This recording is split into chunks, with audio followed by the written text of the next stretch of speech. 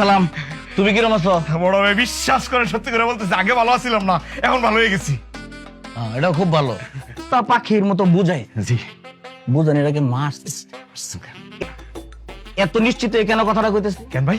আমার মতো ভাই যদি প্রত্যেকটা বোনের ঘরে থাকতো, ডিভোর্সের ঘটনা কোনোদিন ঘটতো না। জি ভাই জি ভাই জি ভাই। এই সমাজে কেন ডিভোর্স ঘটে জানো? কেন ভাই? ভাই আর বামি কি মিষ্টি খায় এটা তো তোমার জানা জরুরি না।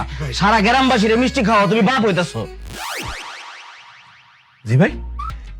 এটা হয়, আমাদের সময় আমরা হইছি। ভাই হ্যাঁ, আপনার বোনের লোক তো আমার বাসর ঘর হয় না। মেয়ে আন্তাজি কথা কইও না। বাসর ঘর সাজানো হয়েছে নানান ধরনের ফুল দিয়ে সুন্দরভাবে সাজানো। আর তোমার বাইক লইছি তো তুমি পায়া বইছো না? এই বাচ্চা আমার না, এই বাচ্চার বাপ আমি না। ফাইদামি পাইছো, মজা করো না। তোমার বাড়ির থেকে আমার বোন আমার বাড়িতে গেছে 1 মাস 29 দিন, 2 মাস। এই 2 মাস আমি আমার বোনের চোখে চোখে চাইছেন। আমি সাক্ষী, আপনি আমার স্কুটির সামনে পড়ে আসছিলেন। হ্যাঁ হ্যাঁ, আমার সামনে ফকিরের মতো বসেছিলেন। হ্যাঁ, তো কি হয়েছে? এত খুশি কিসের জন্য? বউকে চলে আইছে। ম্যাডাম আপনাকে ধন্যবাদ দেওয়ার জন্য আইছি। কি বাচ্চাটা যে বাঁচাই কইছে তার সাথে আমরা সবাই একমত। কি কও?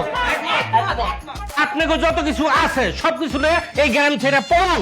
আমরা কিন্তু আপনাকে সবাই মায়ের আমি বরাদ্দ রাখি, এটা বিষয় না। এই যে দেখতেছেন আমার ঘাড় লক, এই যে কোমল লক, আমি নড়তে চড়তে পারি না কারো সাহায্য ছাড়া। এটা কিন্তু মায়ের খেয়ে হয়েছে।